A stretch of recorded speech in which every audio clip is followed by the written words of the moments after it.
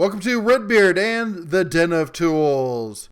Howdy ho, guys and gals. I'm Red, your friendly neighborhood tool bear, back again here in the Den of Tools. And today we are talking about probably the best and probably biggest tool company in North America that most of you have never heard about. Now, I know some of you probably guessed who this is already, and let's hold on, because even those of you who think you know this company probably don't know all about it. So the name of this company is none other than, duck out of the way, you can't probably read that. It's Grizzly Industrial. So Grizzly Industrial has been around since 1983, when they were founded by Cherise Balolia. I'm sorry if I mispronounce your name there. You know the bear. I'm not great with names. Anyway, I think he's of Turkish descent, moved to Canada as a young man, and he was a wannabe machinist. He'd worked in the mechanical trades, and way back in 1976, he began, basically he wanted to start getting into more of the machining stuff, and so he bought an old, used, metal lathe. Now, of course, he didn't have the money to buy the nice, new, shiny one that he wanted. I mean, which one of us does? So he did what a lot of people do, which is go out, find one that needs some love. He bought it and he fixed it up. And, he did what I often do, which is buy the one that I can afford, fix it up, turn around, sell that, and use that to ladder my way up to the next one. Well, he kept doing that for a little while. And, pretty soon, by the end of the 70s, people were coming to him going, hey, you're so good at this. Do you have any other stuff? Do you have, I always love that. Like when I'm having a garage sale, when people look over everything and they're like, yeah, but do you have the blah, blah, blah? I'm like, oh yeah, let me check the warehouse in the back. But anyway, no, that's seriously how he got started, was people just coming up and saying, hey, do you have this? Because they'd seen him fix up all these lathes and stuff, and they figured he must have a bunch of other tools. And mostly what people were asking for was woodworking stuff. Now he didn't know much about woodworking, so he decided to go and take a couple courses to figure out what is with this whole woodworking thing. And believe it or not, those of you who know, woodworking tools are a lot simpler than the old machinist kind of tools. So he figured this would be pretty easy. And he did that for a while and actually got to the point where he's like, you know what I should start doing is just start buying and reselling them. He looked around at the market, and there's stuff like Jet and Delta, and that was about it. And these were big, high-end machines. There was nothing middle to low-end for the hobbyist or the small, the startup professional kind of stuff. And that's where he figured out he would get started. He founded Grizzly Industrial in 1983. He named it, he did, I'm laughing here. He named it after the grizzly bear because everyone's afraid of a grizzly, and he wanted to have a big, strong company that everyone would be afraid of. You gotta like it. Anyway, when he started up, he had one employee, and that employee ran the computers because he admitted he knew nothing about computers. But this guy, he did everything else back in those early days. He answered phones, he packed up boxes, he swept up at the end of the night, he did the accounting, the marketing, he unloaded containers, he shipped containers. He did everything other than the computer work. Anyway, that company grew steadily, and by the earlier, I think it was about 2010 or so, they'd hit around 300 people. Now, I don't think they've grown much since then. I think they're probably between 300 and 400. I could be wrong. That's about the most exact numbers I could get, because I'll be honest, they're kind of a secret squirrel little bunch up there. Just trying to find information on their website about the company is kind of hard to do. You'd be surprised. So many companies are so willing to tout their founders, their founding history, all this other stuff. And Cherise there, he likes to kind of stay in the back and do his own thing. In fact, if you saw in the picture there, he's currently, or at least he was, I think it was in 2013, he was the U.S. team captain for the F-class open rifle team. He takes his long-distance shooting seriously, let me tell you what. And he's also an accomplished woodworker in his own. In fact, the one thing they do tout on the website is his love of making guitars. These are all guitars. This is on the website. You can get to it from the main page. These are all guitars that he's made. He says that he finds that making guitars is one of the most delicate, things that really challenges his craftsmanship, and he really loves making them. They're interesting to say the least, but he obviously puts a lot of work into it. He says he has quite the shop at his own house. He said, I think the only thing he has in his home shop that isn't made by Grizzly is his CNC machine. So this guy spends some time with the tools, not just selling the tools. Now, I know a lot of you still don't know who I'm talking about when I'm talking about Grizzly. And no, I'm not related. I'm not their spokesbearer or anything like that. But and I know a lot of you saw the video from the other week and were, interested to see because they're coming out with their new 20-volt tools. But who exactly is Grizzly? Well, I think you've probably seen them a lot more than you think you have, especially if you spend any time on YouTube. We've got the likes of April Wilkerson with her 14-inch Grizzly bandsaw, which probably is the one tool that Grizzly's known more for than anything else, is their 14-inch bandsaw. And if you spend any time around the channel, I'm sure you've heard me mention how much I love those bandsaws. We got Jay Bates here with his Grizzly joiner in the back. We've got Bob from I Like to Make Stuff. There's a Grizzly bandsaw and a Grizzly drill press. Oh, also, you can see right above him and his little wooden katana there, you can see an air cleaner by Shop Fox. We'll talk about Shop Fox in a minute, but it's associated with Grizzly. Dave Shudo from Make Something with his little Grizzly sander. Oh, we got Jay Bates again with his Grizzly 14-inch bandsaw. A bunch of guys picked up this 30th anniversary one. I wasn't lucky enough to get one.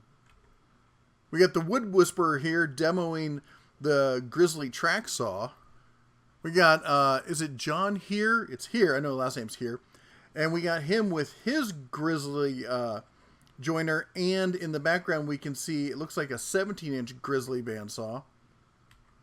This is from the channel SV Seeker. These are guys building their own metal ship. It's a big thing, too. It's beautiful. But this is their metal lathe from Grizzly. We got Mike's DIY with his Shop Fox table saw. Very nice setup there. Oh, we got this crazy kooky guy with his, I think it's a G5 or 50, 55. I don't remember the model number there. But it's the 14-inch with the extension Grizzly bandsaw. We got the Workshop Addict with another Grizzly table saw there. We got Dave Prosciutto again with his Grizzly 14-inch bandsaw. I think it's pretty much the same model I had, except he's got the big old fence there. He does a lot of resawing. Then we got Mike from Mike and Lauren when he got his Grizzly table saw with a Shop Fox fence on it. This is Darlington Farms showing off their wood planer from Shop Fox. We got Explorer Steve. This is in the video where he's building the mobile base for his radial arm drill. But as you can see, he trucks it right past a Grizzly joiner. We got Anthony Scalaro showing off his Shop Fox dust collector. And again, I know you can't see him in this, but this is again Jay Bates with a Grizzly table saw. I think there was at one point in his career where pretty much everything in his shop was from Grizzly. Well, there you have it. That's all I could find in about 20 minutes of searching online. As you can tell, it's actually about everywhere. A lot of people don't seem to talk about it. They did when they sent out those 14-inch anniversary bandsaws. You saw a lot of people talking about it then, but you don't hear much from them anymore. I know SawStop kind of took over the world of table saws on YouTube when they started blasting those things out. Not that they love the bear at all enough to send me one. They don't care about my fingers. Anyway, the point of the matter is, speaking of fingers, whatever you do, do not look up DeResta's father's finger. Don't Google that. Anyway, I teased you there with another thing, when that was Shop Fox.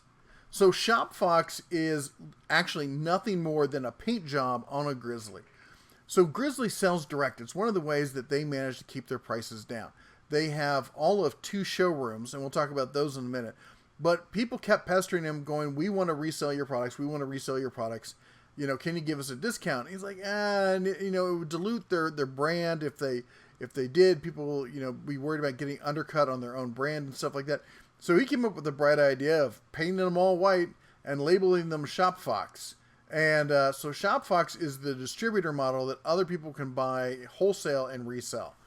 So if you see something labeled Shop Fox, just know it's still a Grizzly. It's still from the same company. It's just through the distributor model. Now, I hinted that they've got 2 locations. So the location behind me is their company headquarters as well as a showroom, and that's in Bellingham, Washington. And the other location is down in ye olde Springfield, Missouri. Now, the first time when somebody sent me this picture, I thought they'd taken a picture of like a Bass Pro Shops or something at first. But no, that's the showroom in Springfield, Missouri. Let's see if we can get you... There's no real great pictures of the inside, but we can show you something like this. Sorry, it's a little blurry, but it gives you the size and scope of the showroom that we're looking at. And we're looking at here from the back corner looking forward. So it gives you most of the idea of that floor. They've got so much stuff. It's ridiculous. And remember, people always think of them as just, woodworking, but we're going to get to that in just a second. Now, one of the big things that happens is the tent sale. Once a year or twice a year, they have a big tent sale. And I mean, they have a big tent sale. People line up like before dawn to get into this thing, to get a good deal on this equipment. I've heard it's a madhouse at the tent sales. So again, basically we kind of skipped over their business model, which was they sell direct. And that's where they've really made their bones, in that they buy in lots from China. All the equipment you're looking at here is made in China or made in Taiwan. There might be a few ones-offs here and there, but all of it is from there. And what he's done is they go out and they buy this huge set of tools, or a lot of bandsaws or a lot of table saws, and they ship them here, and then they send them directly to you. They'll have usually like curbside delivery, and you got to struggle to get it inside. Maybe you can pay extra. But let me give you a look at this. This will explain it better. So this is their website. And we go over here and we click on, say, woodworking machines. And let's look at bandsaws, because that's the one I always talk about. All right, here we go. Let's look at this. We got some closeouts. Let's take a look at this one. We got the G0555X. I had this one over here on the right. It has a slightly more open base. This is the more closed cabinet style base. So, and you see down here where it's in green, it says in stock. That's a big deal, okay? But let's click on this. So that's not a bad price, you think, for high-end 14-inch bandsaw, blah, blah, but you're going to add $120 freight to that. Unless you live in Missouri or Washington where you can get it local. Which is why when you've heard me talk about this in the past, I've always said, look for these used on Craigslist. Because if you're buying it new, it's a great tool, don't get me wrong, but you are going to eat that freight. And that's gonna be painful. Of course, if you bought it local, if you were going to a different retailer who had something similar, you'd be paying the taxes on it and such. So let's go to table saws. And you see these ones that say check stock and stuff like that. Well, what that normally means, and yeah, they do, if you notice, they do sell some other people's equipment as well. You can see SawStop here and some DeWalt and whatnot. But they order them in bulk runs, and they sell through them usually before they order more. Which means there are many a time where you can go to the website and say, hey, I want to order this. You pull it up and it's a 6-month wait. You got to be prepared that if you miss out, if you're not in the middle of one of their swings of inventory, that you may be waiting up to 6 months. That is a drawback when dealing with Grizzly. It looks like they're getting better at it than they used to be, but there's still some issues here and there. Now let's talk about what all they sell, because this is what people seem to forget. We always talk about the woodworking machines. They got table saws, joiners, band saws, planers, and we're talking, they have everything from the small DIY stuff up to big professional, semi-industrial kind of things. Giant drum sanders, the whole 9 yards. But you know what? Remember, the founder's passion was in metalworking. So you're going to see lathes, you're going to see full-on mills, combo mills, drill presses, sheet metal, surface grinders, metal bandsaws, welding equipment. Now, they've got their outlet. I've never been a big fan of the outlet. You find some stuff, you don't find some stuff. It often seems to be a lot of stuff that isn't their stuff that they're getting rid of. They have a handy little comparison chart so you can compare the different tools. Like you want to see, how does this bandsaw compare to that bandsaw? And then, But one of the things you want to look at is you want to scroll down to the bottom, all the way down, right here. And you can see their catalog that comes out every year. And you got to understand, this is, I think it's something like a 300-page catalog. It's immense. And the stuff they have on here, you know, first we talk about the guitars, the locations, of course. Look at this. This is the index. Just going through all that. We're not even to the equipment yet.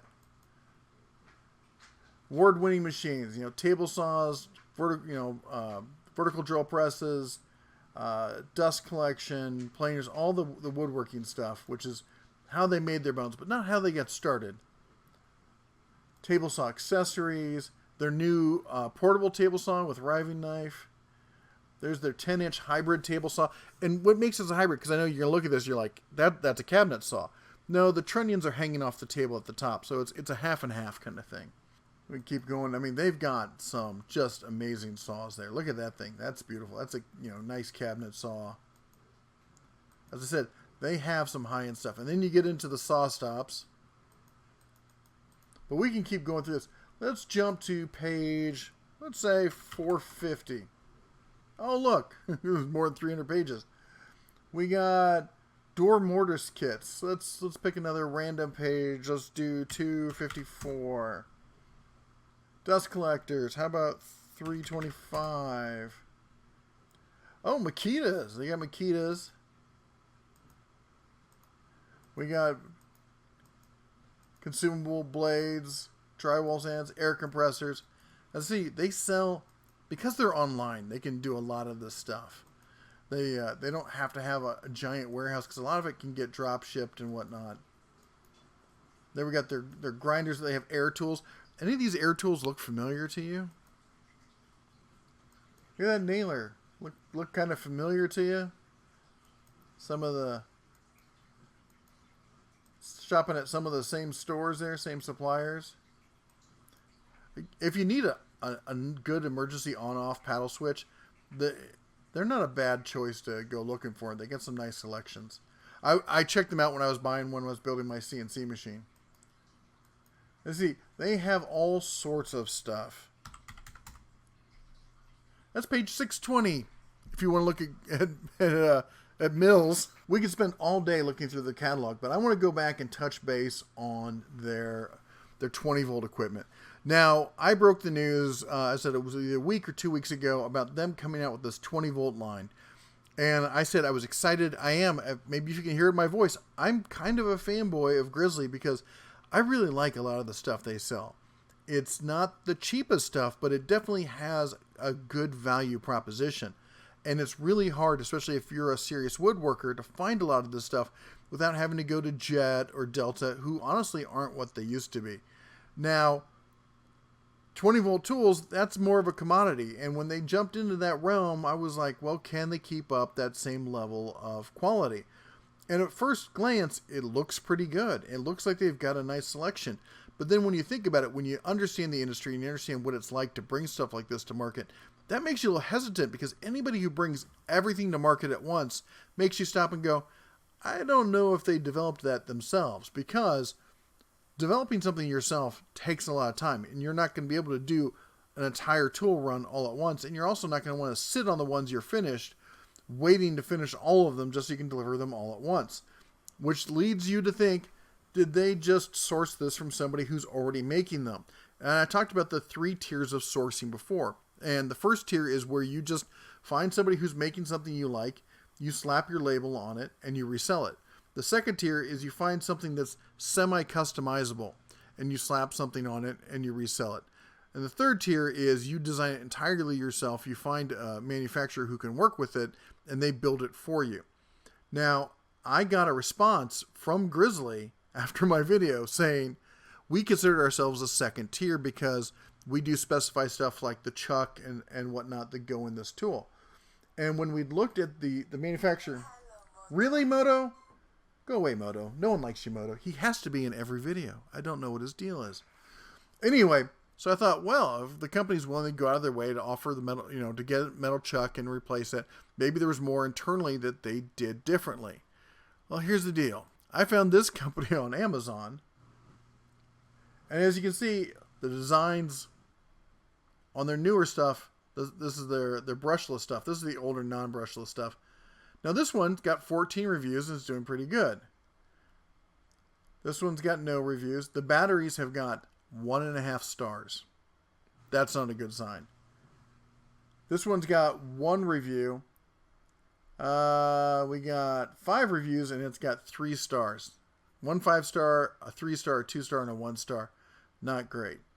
We come down here, and this is the one we looked at before from Grizzly. The one they were touting as the flagship of it. And this is looking at 2 stars from one reviewer. And as we can see, it's got a metal chuck. That's not filling me with hope, shall we say.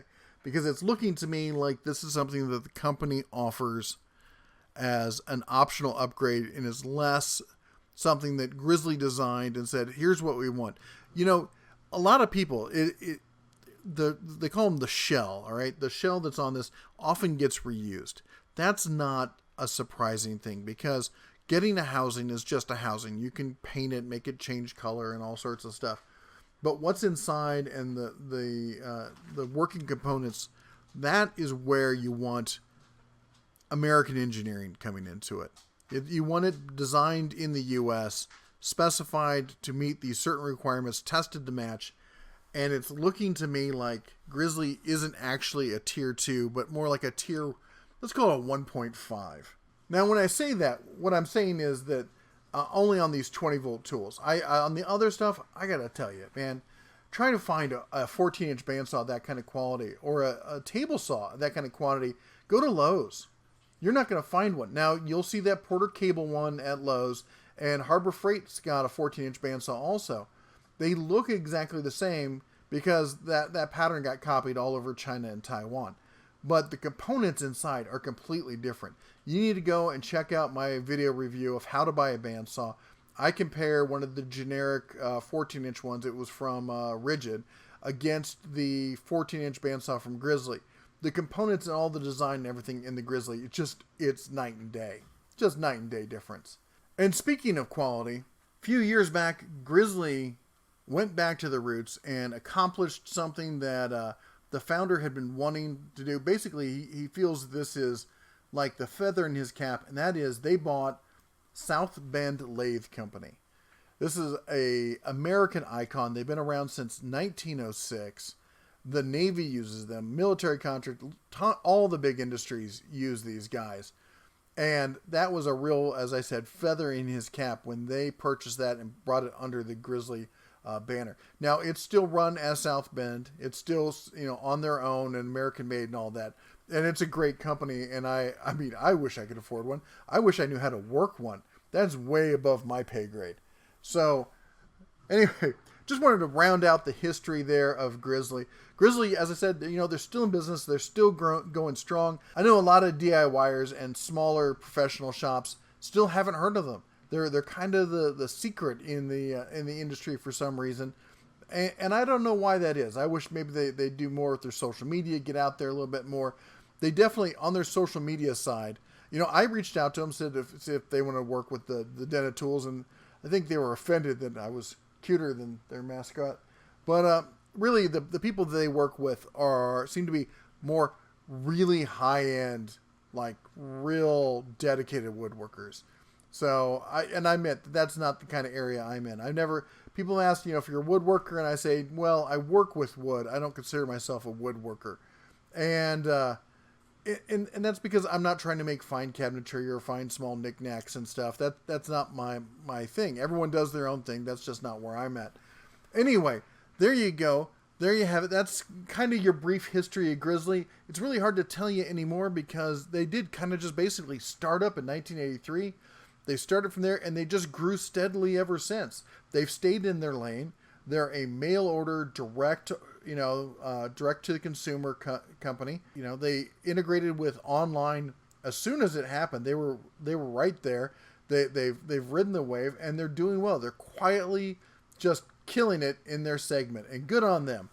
So anyway, that's all the bear has for you today. Now, hopefully, I've opened up a new resource that you can use, or if nothing else, if you already know about Grizzly, maybe I've expanded your views a little bit on the company. Also, don't forget to check out our forums at denoftools.com. We'd really appreciate it and love to see you over there. And you know what? I need to throw out a big thank you to all the folks that were in the live stream this past weekend on Saturday night.